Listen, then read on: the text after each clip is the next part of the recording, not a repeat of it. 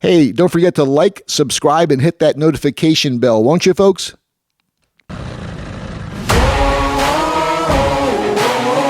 on a mission, I'ma get it. You know I be on a what? Yeah. You know I be on a what? Man on a mission, I'ma get it. You know I be on a what? Yeah. It's all hard, ain't no fear here. You ain't giving this at all, you steer clear. Never beat, I've been down and I reappear. You got some money on the line, you better put it here. Rolling in and doing that work. Check.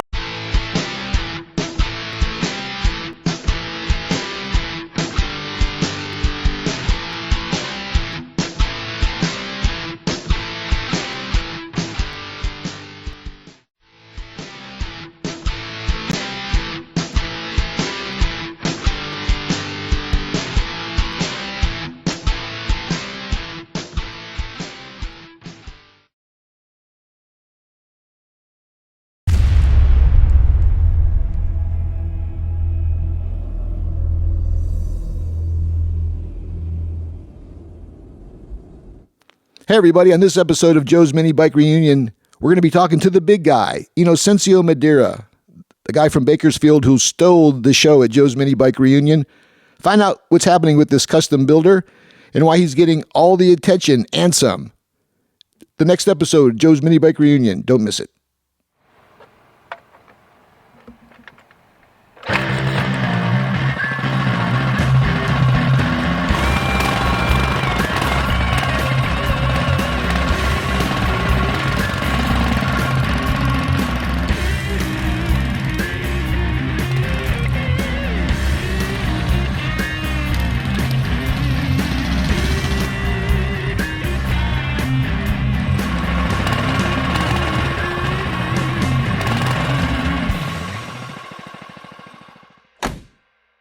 Hey, everybody. We're back. It's Season 8, Episode 2. Joe's Minibike Reunion podcast brought to you by our sponsors and friends from Go Kart USA.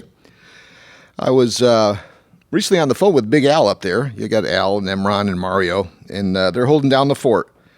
The guys from Fast Lane Racing were just up at Northern California visiting with Go Kart USA, and those guys are collaborating on a few projects.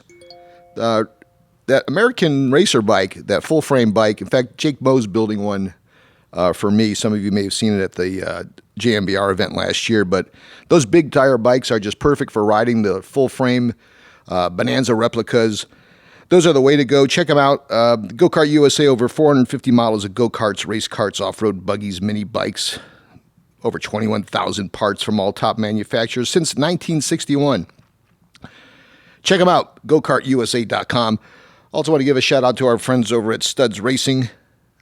Eric came through again. I purchased a Tillotson engine kit, and Jake's going to be putting together a little pavement pounder for me, and that's going to go into my American Racer, which currently has a little, a little clone engine in there now that just helping us get around. But we're going to build up a little street pounder so we can ride out there with the guys from Fast Lane and my boy Ozzy and Long Beach Sprocket. A lot of rides upcoming.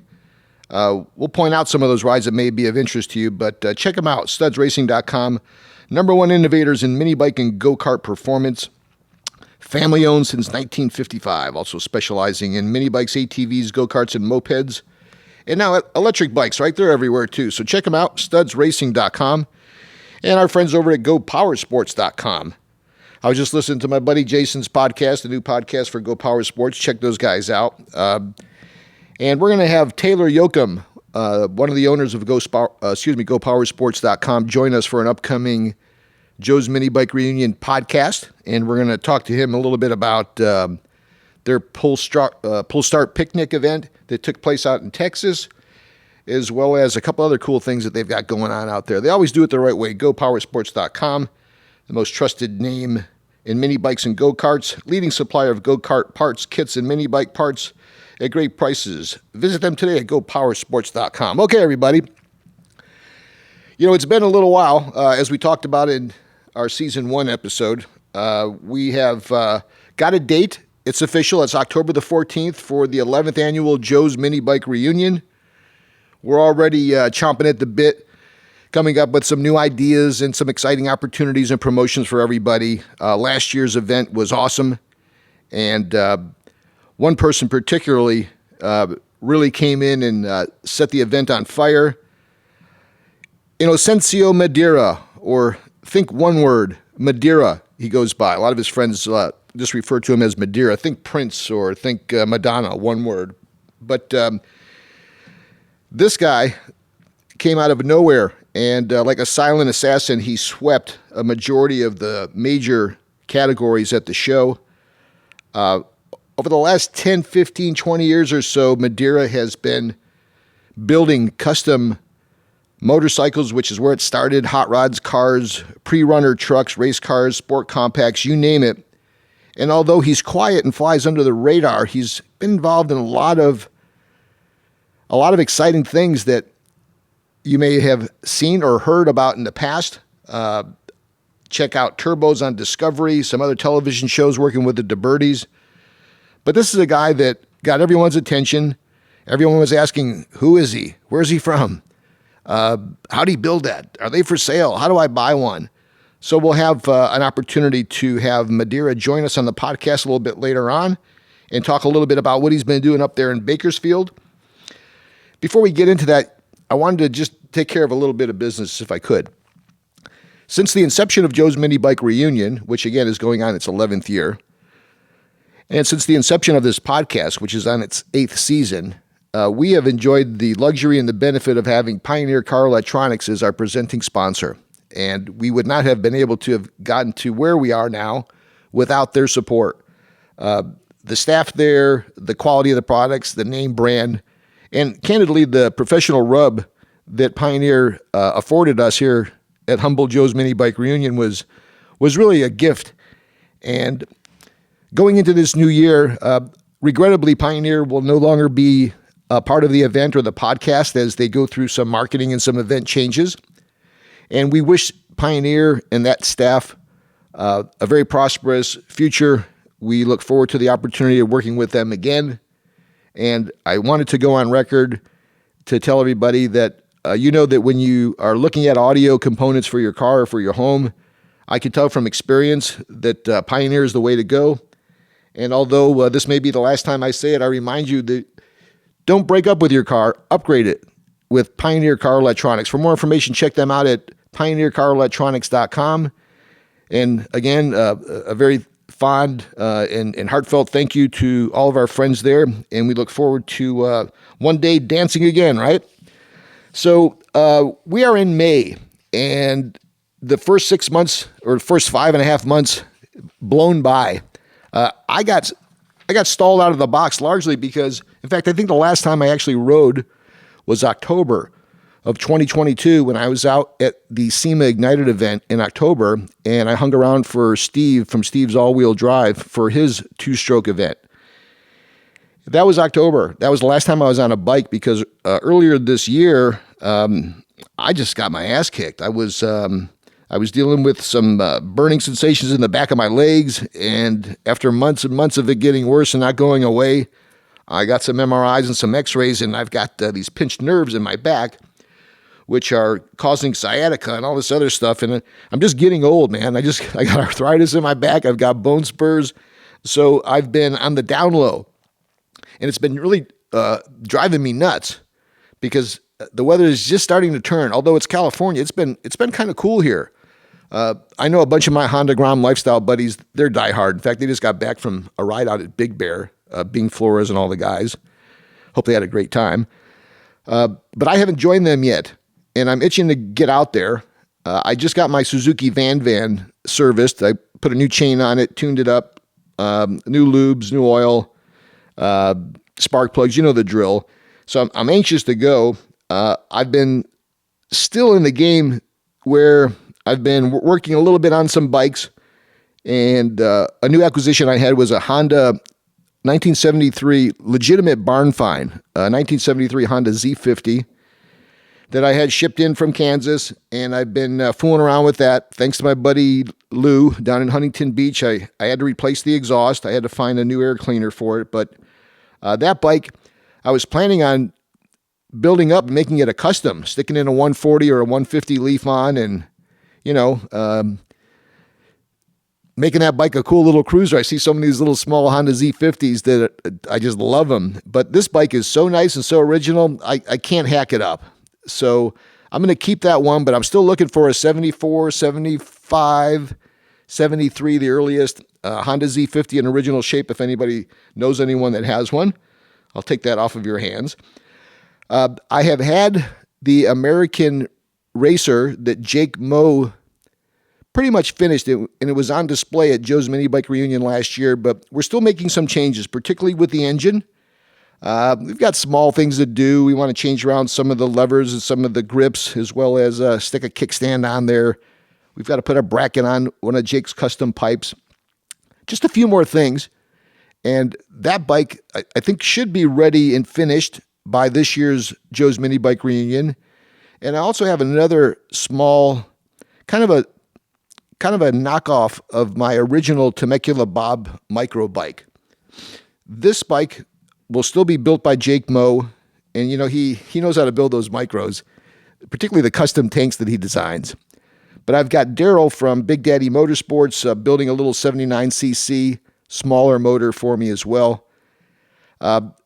Myself and my buddy Fred tried our hand at welding to put on a tank and a jack shaft, putting on a couple of those jack shaft mount lips, and we didn't do a good job because we suck at welding. So Jake gets to take all that stuff apart and build it up, and I don't know if that thing will be done. There's no big rush on that for the mini bike show, but I guess what I'm getting at, despite my health, I've still been involved. Hopefully you guys have been doing the same. Activity-wise, there's been a lot going on out here. There was the pull start picnic that we'll be talking to Taylor about in an upcoming episode with some of the details. That was cool. That was a first-time event from the looks of things. I saw some of the photos. Some really cool custom bikes, and those guys like full-size bikes too, but a lot of rat rod style appearing bikes, a lot of good engineering. It's Texas, so you're going to get that nice mixture of guys with a lot of money and guys with a lot of talent, and those guys like to do it big. Taylor and the staff they did it right. They brought some of the guys out from the West Coast that enjoyed the event. I think I saw Cleveland out there. I saw Day out there. I saw Jake Moe out there. Obviously, Big Daddy and some others. I'm not sure if my buddy Anthony Portolino was out there and some of the other drag racers, but those guys drove out there, hung out, worked on bikes. They went drag racing, or they tried to drag race. I guess the weather got a little wet, unfortunately, like it does in Texas, but it was nice to see that. And it gets everybody kind of in that spirit to go out and get your bike ready and get out riding. Speaking of, June the 25th, 212, it is the state-to-state 212 King Ride. It's June 25th, 2023. If you want to hang out with those guys and ride out there, you can find out all the details on Instagram at state2state23. So it's state2state23 on Instagram. Check them out for details. Got some drag racing there. You may want to check it out. Long Beach Sprocket, he's got his event happening, July the 30th? You may want to check that out as well. For more information, you could check it out on Instagram as well. It's long.beach.sprocket. For more information on those rideouts. This past weekend, there was a cool event I was a part of down in Orange County. It's the Sandsport Super Swap. We were out there for like 8 hours, had a couple hundred exhibitors out there, and unfortunately, I was unable to get to the pull start picnic that Go Power Sports had because, unfortunately, I was working with the Super Swap, so I hope to get out there next year. And there was the recent Electrify Expo out at Long Beach, California. And I know the Dingo Moto USA guys, Sam, Jocelyn, Val, Joel, all those guys, they were out there. They were a huge hit again. They had demos to ride their electric mini bikes, and it was nice that those guys were out and continuing to get all that exposure that they deserve. You got to check out the Instagram page for Dingo Moto USA and see the detail and attention that those guys just put into the packing crate when you buy one of those Dingo Moto electric mini bikes. it just, I think, is indicative of just how invested and how thoughtful every detail is to the process of buying one of their mini bikes over at Dingo Moto USA. Continued success to those guys. We got to check in on them, see what the hell's happening with them. I'm sure with upcoming podcasts as well as the event on October the 14th happening, I'll be in touch with those guys shortly. Okay, so that's what's been happening on my end. I've also, I'm trying to find a way to continue to feed this hobby, because at some point, there's got to be more than Joe's Minibike Reunion event. There's got to be more than Joe's Minibike Reunion podcast, etc. We're starting to see that people are taking the baton and they are producing events, and they're starting podcasts, and they're creating groups, and they're scheduling rides. I love the spirit of that. And I wanted to recognize, as a result, the top 50 mini bike personalities that help fuel our hobby in a poster. Back in the days when those of us who were interested in car racing, drag racers, they always had cool posters for the drag races. And a lot of them were, about the event itself, the Winter Nationals, the Gator Nationals, whatever. But periodically they would do posters that would go up in the garages and inside all the man caves that highlighted the drivers, their personalities. And it's like, how cool that would be for us to create one for our hobby.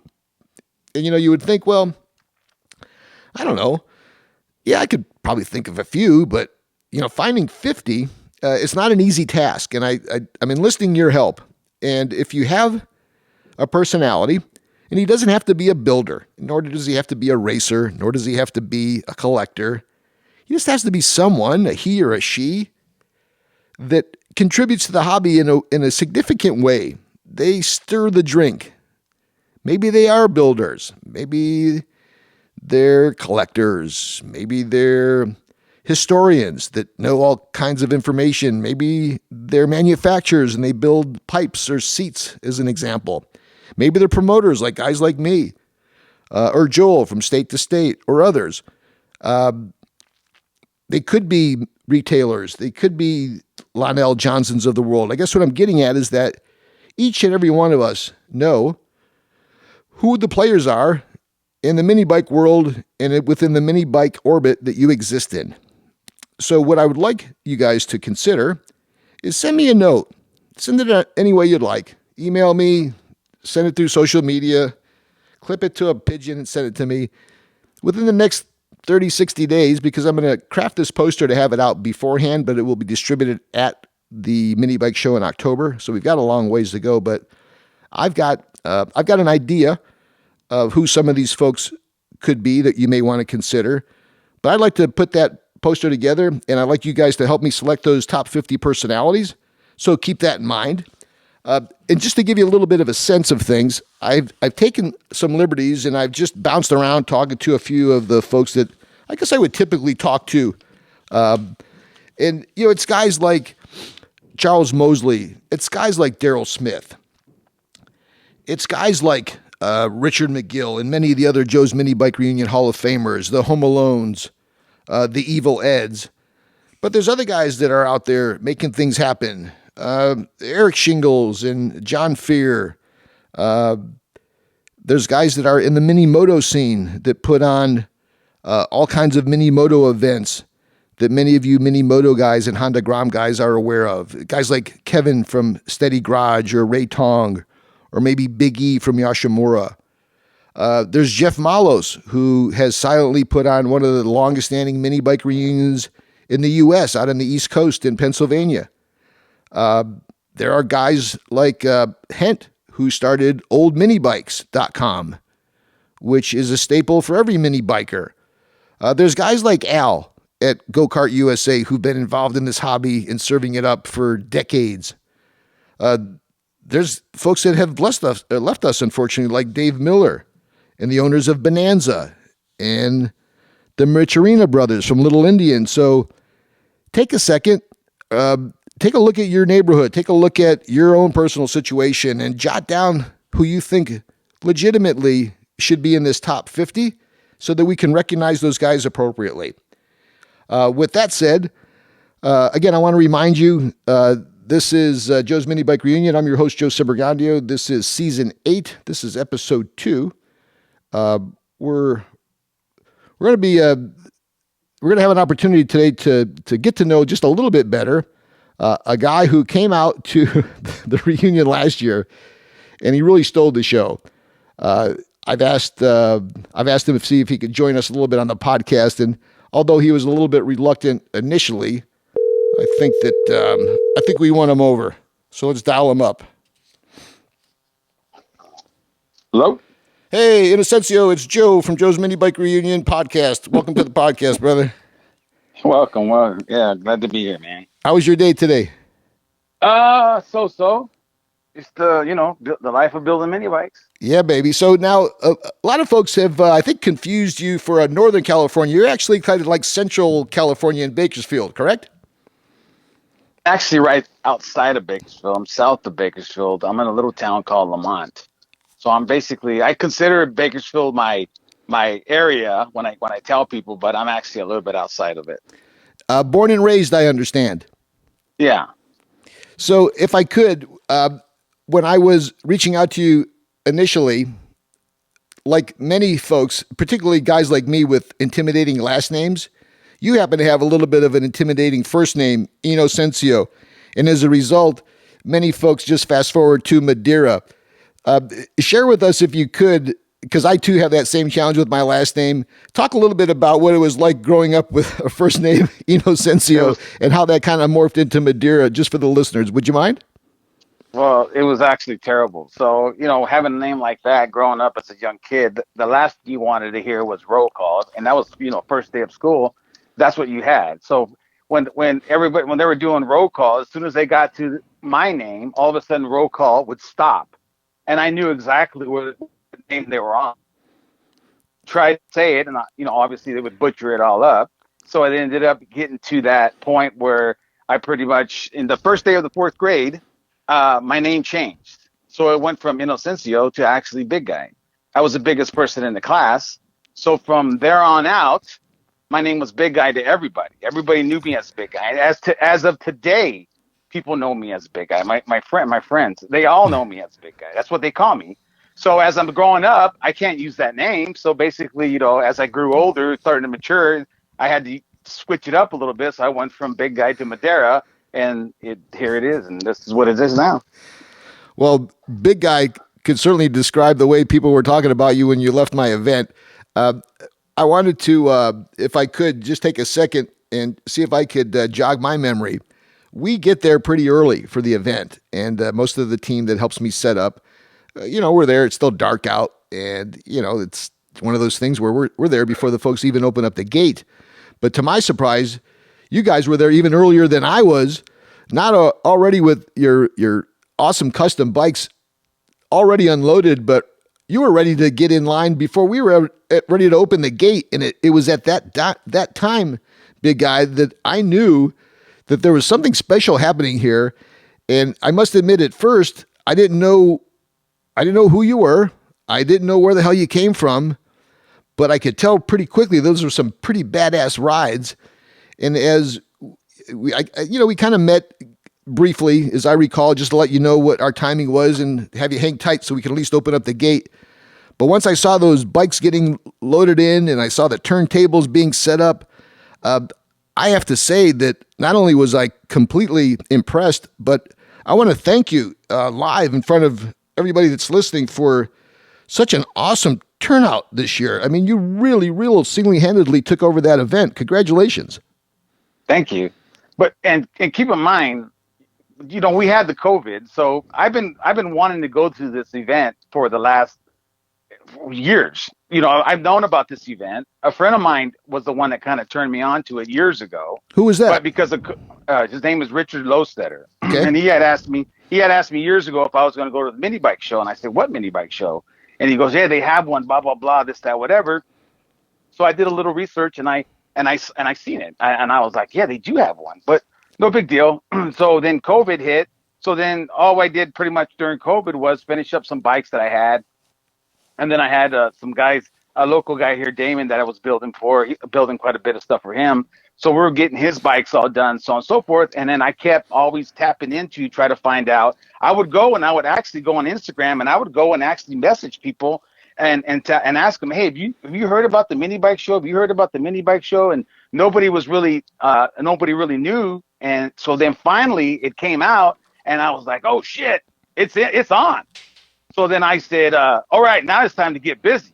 So then we got everything going and so on and so forth. And I was pumped. I mean, I'm not gonna lie, I was pumped. And then so me and my buddy, I told my buddy, I said, hey man, we're gonna do this. Let's do it up. And he's like, all right. So we started getting all stuff ready. And I said, well, how far do you think we should go? And he's all like, well, let's just do it. And I said, okay. So I said, listen, we're gonna build some turntables and let's do some this and that and blah blah blah, and just kind of bring the whole show scene to the mini bike show. I go, they're not used to this kind of stuff, so let's just kind of bring a little bit of what we know to this whole scene.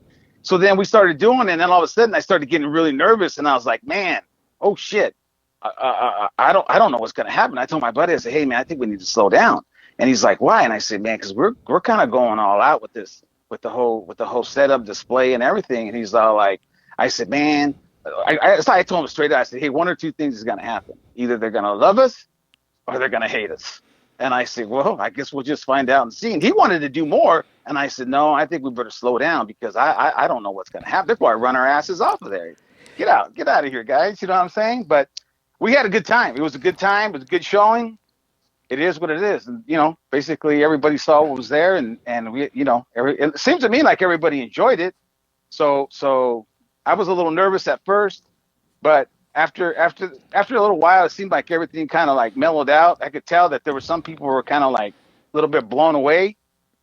But the comments that I was getting and the comments that my kid was telling me, that the other people, people that were there and so on and so forth, it just made things so, I was like so cool because everybody was so excited to see him. You know what I mean? What's your kid's name? Cencio. I went easy on him. Cencio, Sencio.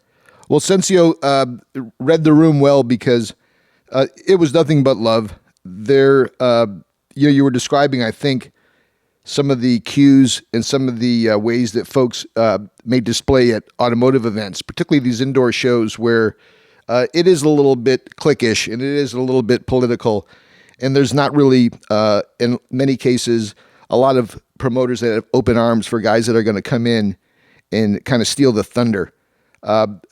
My view as a promoter, and I'd like to think that I've learned from some of the best, including Dick Day and Lee Lasky and Harold Bagdasarian and Blackie Jijian, Don Tognati and many others. I was a punk kid hanging around those guys, picking up the scraps, and I learned that you embrace folks like you, big guy, that when I see somebody that has made such an effort and has such a obvious talent show up at a humble little mini bike event that we put on, I couldn't do anything but fuel the flame for you. And I hope it was pretty clear that from the onset, I just need to get my arms and take a deep breath and figure out how I was going to grasp this big gorilla, which you became, but also embrace it. And I was anxious to make sure that I reached out to you to see if we can find out a little bit more about you and what makes you tick. And as a result, you're here on the podcast. So it was all love. I have those photos of, you brought a lot of three-wheelers. You dominated the classes. I mean, as I take a look back at the classes, I believe with the exception of one where you came in second place, you came in first place within the People's Choice, the micro, the more than two wheels. It was a clean sweep, and not one person, guy or gal, participant or spectator, came in with any foul comments or anything negative. It was just amazement. And I think you saw that for yourself when we had you out in the front, where we bring out the top bikes in the categories, particularly your electric bikes. Those guys were just in love. How did that make you feel with the nice reception that you got there? Were you feeling love? Yeah, I did. And what was cool about it is that it's just, when I build these bikes, I like to build them with color. And so then when people see all that different color, it's like it's like almost like somebody grabbed some Skittles and threw them on the ground. You know what I'm saying? Because that's basically what it was. Just a big range of colors there. And when people saw it, it was just like people were coming up to me and asking me about the turntables and this, and I was like, I almost had to like get away just so that I couldn't, just so I could focus, you know, I mean, pretty much just on the show. But to be honest with you, I didn't even really get to walk around and get to see a lot of the show because I kind of like was a little overwhelmed at first, and then I kind of mellowed out some, and then you know I kind of got back into it during the judging, you know. So that was pretty well when they're the trophy judging. Yes, the presentation, which the presentation, yeah. and I try each year. You know, I know that the judging and the recognition and the prizes, it's a part of all shows. Honestly, it's the most frustrating, confusing, painstaking situation. And then you're asking for the audience participation. And, yeah, you know, I got half of my guys are half baked when we're doing that. And they're signing the wrong forms and they're listing so it gets to be a little bit of a push up executing the award ceremony. But man, what I should have done with you is just brought you out there and parked you and left you there because you're up there just about every category. And I was beaming for you because, you know, you seem kind of deadpan, you know, you're a bigger guy and I could see where some folks may be just a little bit curious about approaching you, but I saw a lot of smiling going on there when you were talking to folks and, you know, they're asking you about all the custom work and all the fabricating on your bikes and shit. Just describing how you were building the turntables to one person was you know kind of a 10-minute conversation. So I watched the transition where folks were just a little bit of gun shy approaching to you or approaching you. But after you won some of the awards, it seems like a lot of folks were just clamoring to congratulate you and get to say hi. So you know that's really why I do those events is to showcase these custom bikes, and obviously to me, and more importantly, they're builders. And you hit a home run there. Your son was with you. Did you have any of your other family with you at the event, or was it just your son and your friends? All of my family was actually there, but they showed up later. I got so in the morning. It was basically it was my buddy, his daughter, my son, and my other buddy came in his truck, and that's pretty much what we had there in the morning. Then all my family showed up around 9 o'clock, 9 or something like that. So we had a little area underneath the shade over there where we actually got to hang out, which was really, really cool. How did you like the park? How did you like the backdrop of the event, big guy? It was good. I enjoy. You know, the thing is that before, this is kind of crazy, but before this whole thing, before the show happened, I actually went and I looked at some previous video. I watched YouTube's. And I like went through and watched a few different things to figure out how this park was laid out. So when I got there, it was completely, you know, backwards in what I thought it was, because I actually thought it was on the other side of the road, not on that side. So then when he got there, then all of a sudden I started putting things together, and I'm like, okay, now I see where this is. Now I see this and this and this and this. So then I was like, okay. So then when we got there, you know, I kind of wanted to be up front so I could put all the bikes in the road, because that's what I told my buddies. I said, hey man, we got to leave here early. And so that turned into a little thing right there, because, you know, they figured leaving at 4 o'clock in the morning was way too early. And I'm like, well, it might be too early for you, but it ain't for me, because we got to be there first. So especially with the setup, you know, it wasn't like you just rolled the bike off the pickup bed, put the kickstand down, and went and got a coffee, right? No, and believe it or not, it was a freaking disaster when we unloaded the bikes, because we had to unload them in the parking lot, right. Then we had to push them all the way in. Well, it turns out that it was a freaking disaster, because by the time we got all the bikes set up, the bikes were completely filthy, which were sparkling clean the day before. So then when we got there, I'm like, oh my God. I said, it's just dirt, grass, everything. Because, you know, the grass was damp. So it stuck to the wheels and it spun everything over and this and that. And I was like, I didn't know what to expect. So then once we got there, it was like in the morning, I was just like, all right, everybody, set everything up and just get after it. And we took cleaning supplies and everything. And and it all worked out. But it was a little bit stressful in the morning because we didn't know we were gonna have to go back through there and do the whole thing all over again. Yeah, I think I get there 5:30 ish, and I've got to honestly say up until at least 11, it's just controlled chaos for me. You know, you've got certain restrictions. Definitely. The only people that I could let in are the people that have trucks that are moving in either exhibits or, in our case, maybe the stage or the guy that delivers the tables. We don't let the participants drive in because you can imagine coming over that little 10-foot bridge, we'd never get the show started. So everybody kind of unloads and moves in from the outside. I must admit, though, when you come to the show and kick ass like you did, we're going to have to make some special concessions to make sure that you can pull up and get in there a little bit early. But no, I already told my buddy. I said, hey, this ain't happening again. If worst case scenario, we're building carts and we're going to put the bikes on the carts and we'll build the carts in there. I said it's not going to happen again because keep in mind we had spent that whole day beforehand getting everything ready, and then all of a sudden we get there and it's just like, oh man, it's just like we did nothing. So, but it's no big deal. I got it all figured out. For this next upcoming show, it's going to be definitely. We got to figure it out. We got to figure it out, Joe. So, what was the buzz after the event? Did you get some good feedback? Did you get a little notoriety? Did you get a little fanfare after the fact? Well, I mean, yes and no. Locally here, a lot of people already know about what I build anyway, so it wasn't really anything really much different locally here, but I started posting pictures and stuff and the trophies and stuff, and I started getting a lot of feedback from people, appreciating the bikes and so on and so forth, and the wins and so on and so forth. So it was good. I enjoyed it. Great. I see that on Instagram that you were tossing around the idea of now maybe putting together a little production and selling some of these trike kits. Talk to us a little bit about the plan there. Well, here's the thing. So I got a lot of people that want to buy bikes, but I'm a one-man guy. I'm a one-man shop, period. And everybody thinks that I'm just mass producer and doing this. No, man. Some of these bikes, like the green bike, yes. That green bike probably took me, the Mint, I call it the Mint bike, the Mint trike. That bike took well over a year and a half to build. I went through so much with that bike just because of there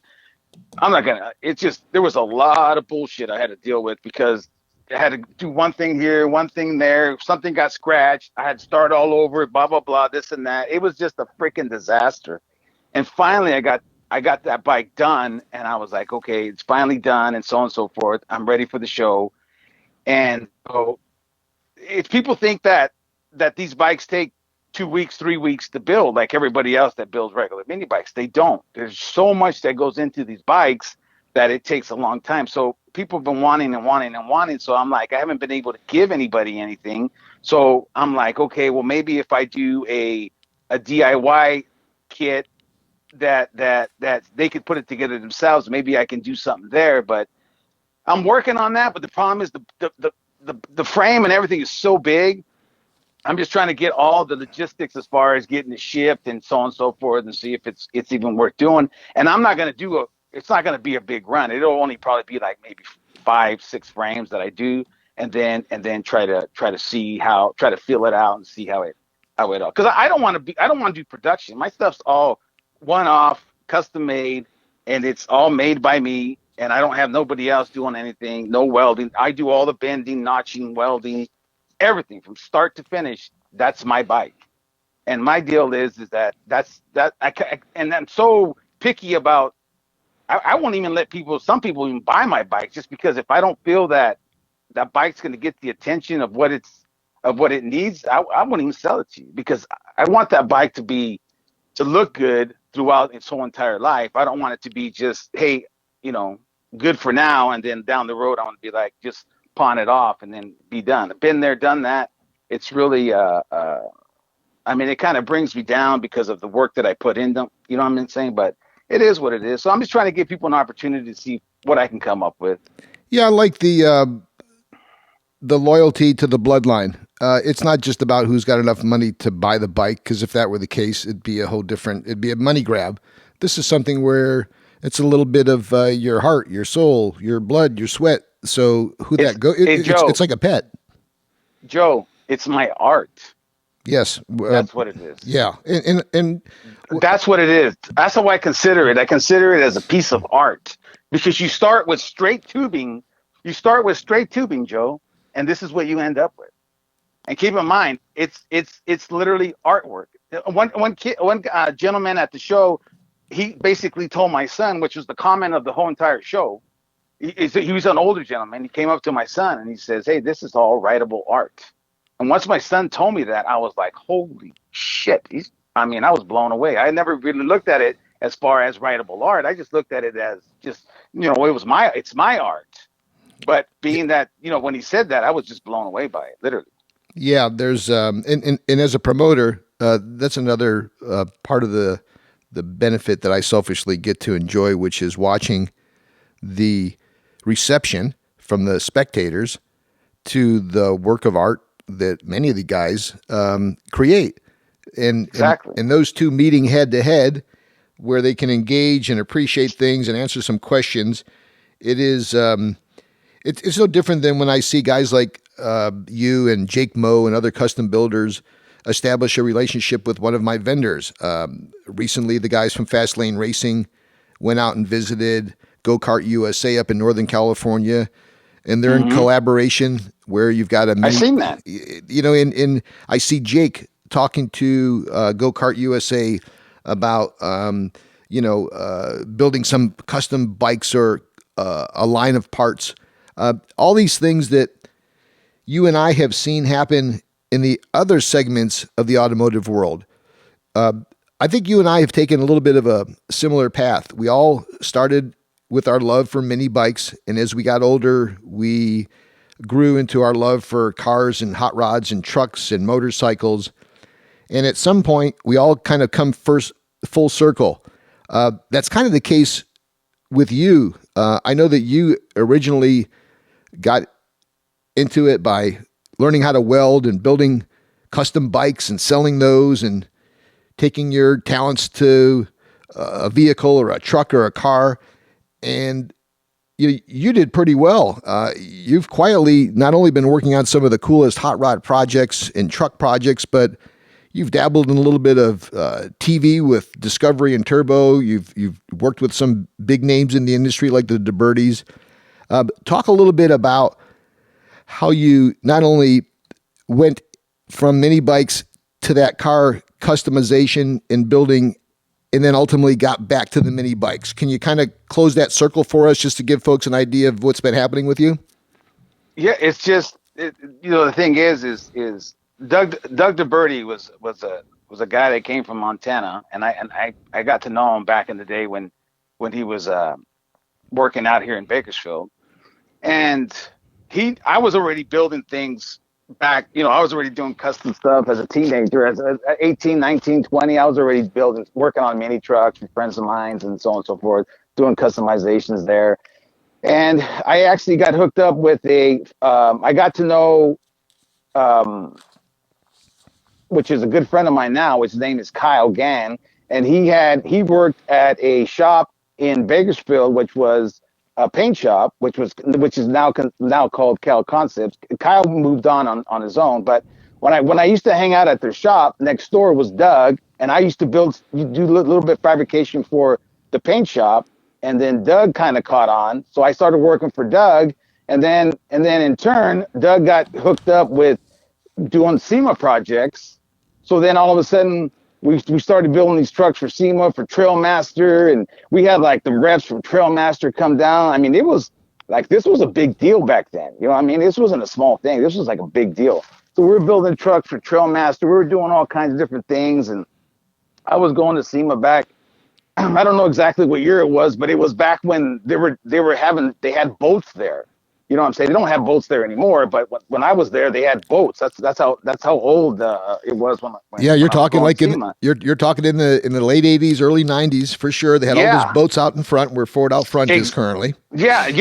So that was back then. So I got into doing all that stuff, and then as Doug started getting bigger into the whole truck scene, he had already opened up. He had a shop which was called California Truck. And then I worked for him, and then he decided to open up an accessory shop, which was manufacturing parts. And then so I went to go work for him doing that. And then the whole SEMA thing just kept getting bigger and bigger and bigger as far as the builds. And next thing you know, he's wanting to build this, build that. So then I'm like, okay, let's do this, let's do that. But I was basically the guy building everything, and he was the one. Doug had a good eye for the vision of what he wanted people to see. But I was the one that put everything together as far as say, okay, this is what we need to do in order to make it functional. Sure. So once we got through all that deal, we went through all these years of SEMA, and then I basically, to be honest with you, man, I was done with SEMA. I was burnt out. I was like, I don't want to do any more SEMA vehicles because it just got to be too hard, and it was just more of a lot of stress. More of oh man, it was bad. So then I quit. And then I basically told Doug, I said, hey, man, I'm done, so on and so forth. And then years later, he contacted me and he wanted to do something else. And so we did. And then we kind of got back in the scene again. And then we would just stay in touch here and there. And then all of a sudden, he was always trying to do a show. So all of a sudden, the show opportunity came up and he hit me up about it and so on and so forth. And I was like, well, let's try it. And we did. So we did 2 seasons of Discovery Channel. It was called Twin Turbos. So we did that, and that worked out really well. And I got to build some really cool projects, and it all worked out. I mean, it was a really good time. And then it just kind of, after that, I just kind of came back because I was having to travel back and forth from here to the coast. Because from Bakersfield to Arroyo Grande, back and forth. So then basically, I just, after all was said and done, I came back home and I was like, well, there's not really much to do. I had a little shop and I had kind of closed my shop down. And so then I was like, you know what? I think it's time to start building mini bikes. So I did. And that's pretty much what I've been doing. So I've been into everything, man. I've been into mini trucks. I've been into to import cars. I've been into, you name it, Joe, sand rails, side by sides, you name it, man. I've been into it all. Yeah, when I was we were speaking on the phone as we were trying to set up this appearance, we were clicking off similar categories. I was running around in the sport truck world as the publisher during that time. We were part of the team that helped with the launch of Super Street, the Sport Compact magazine that took it by storm with the Super Street tours and all that. Having the experiences that we both enjoyed working at SEMA and all the stuff that goes into the television shows that are out there and the folks over at Discovery and Motor Trend. It's a cool experience. It's not what it always appears to be. And when it's all said and done, it does do one thing. It does recognize talented people, and there are many of them out there. If folks want to find out about, I don't know, maybe they want to bend your ear, maybe they have some questions, maybe they want to pursue you to buy one of these awesome vehicles and mini bikes that you build, what is your preference about how they would get a hold of you? Basically, the only way they really be able to get a hold of me is through Instagram. That's basically my only social media, and so I mean, that's pretty much it as far as trying to get a hold of me through anything, because it's really and it's hard enough right now. I mean, I got when things are going good on Instagram. Hey man, I'm not gonna lie, dude. I got like 125 messages a day. It's crazy. So it's like when you have to literally spend 2 hours to answer, because I try to answer everybody, because I'm not one of those guys that leave people hanging or try to leave people hanging, blah blah blah. I mean, I try to answer everybody, and if it's just this, that, whatever, I try to do it just because I'm one of those guys too. You know what I'm saying? I'm one of those guys that when I ask somebody, I would like to get a reply, and not just hey, well, it never got back to me. And because you feel, and it makes you feel like crap. So I try to answer everybody, Joe. I'm just trying to be, I just trying to be equal across the board. You know what I mean? As far as answering everything. Folks, we've been talking to Inocencio Madera from Bakersfield, right, who took Joe's Minibike Reunion by storm last year. You can check him out on Instagram. Is it what is it? M-I-N-I? Mini. Vicilas, mini Viclas. Viclas is a term used by the motorcycle lowrider style bikes. So a Vicla is basically a custom bike in the Latin world. Thank you for clarifying that, and you've heard it firsthand. Guys, realize that Inocencio is not spinning out mini bikes. This is not Go-Kart USA. Mm-hmm. Okay, these are, to his accurate description, rolling works of art. If you're serious or you've got a serious style question, hit him up. Look forward to seeing him, hopefully, as well as everybody else who's listening, at the upcoming Joe's Minibike Reunion on October the 14th. It's our 11th annual. Madera, I've got to say that I appreciate the time that you've taken to be on the podcast with us this year. I hope that you and I will be talking again before the event. I look forward to hopefully seeing you in force again. And if there's anything that I can help you with, whether it's connecting you with some folks or playing Cupid or who knows, maybe becoming a customer, I'm sure that the line's pretty long with folks wanting to buy one of those cool bikes. But Well, we'll see how this upcoming show and how this upcoming. Right now, I'm limited on time, but I would definitely. I've been tossing this around. I would definitely like to come up with something that we could put out there at the show, that we could raffle, that we could get that park full of bikes and get them out there. And I really think that people don't really quite understand. There's nothing out there for the mini bike scene. This show is badass, and I know you want to feel that park, and I have a feeling that park is going to get full, Joe. Well, look, I had one little thought when I walked there the first time, and as I walked inside that gate and I looked there, it's like, yeah, we can fill this, and we're getting there. It's going on our 11th year, and we're about halfway there. So hopefully we'll get that park full so I can die in peace. But in the meantime, I do enjoy the side perks, which are meeting cool guys like you and having a chance to let our listeners find out and get to learn a little bit more about you as well. Thanks for being a part of the podcast so much, big guy, and continued success up there in Bakersfield. And if I could be of any help, just hit me back, please. You got it, buddy. All right. Well, there you have it, folks. Our guest this evening, Inocencio Madera from Bakersfield. Mini V-Class is the Instagram handle. You can check him out there. If I could be of any help to you, I'd be happy to do that. Hey, folks, for the next podcast, we'll be talking to Taylor Yoakum from GoPowersports.com. Many of you know Taylor. He exhibits and supports Joe's Minibike Reunion. He was with us in SoCal last year. He was also with us out at Vegas for the SEMA show and for SEMA Ignited. And we're going to find out a little bit more about what's happening at Go Power Sports with their new podcast that they have, hosted by my buddy Jason Merrill, as well as some of the activities and fun and excitement that took place recently in Texas for the Pull Start picnic that they had out there. On behalf of all of our sponsors, Go-Kart USA, Studs Racing, GoPowersports.com, I'm your host, Joe Sebergandio. Thanks for listening, everybody, to Joe's Minibike Reunion podcast. This was season 8, episode 2. Look forward to updating you on the event. It's Joe's Minibike Reunion on October the 14th at CV Park in beautiful La Crescenta. Registration is open. You can register and save at joesminibikereunion.com. We're going to use the Laker purple color this year, so we'll have some Laker purple accents on our apparel and our T-shirts. We've got some jersey ideas. I've got a few other ideas that will have to do with judging and giveaway. We are giving away a Go-Kart USA American Racer. Who knows? Maybe Madera wants to put something together, a frame package to give away. I know our friends from GTS Hobbies and many of the other sponsors will all kick in. It's going to be another great show. I'm looking forward to doing it. Glad to be back in the saddle here at the podcast.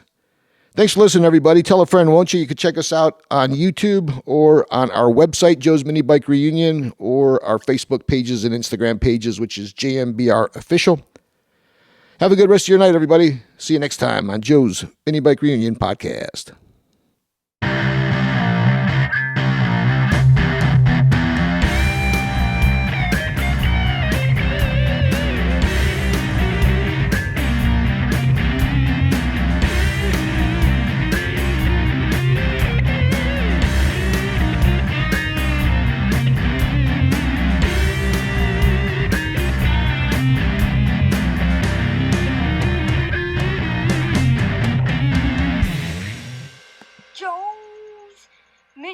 show.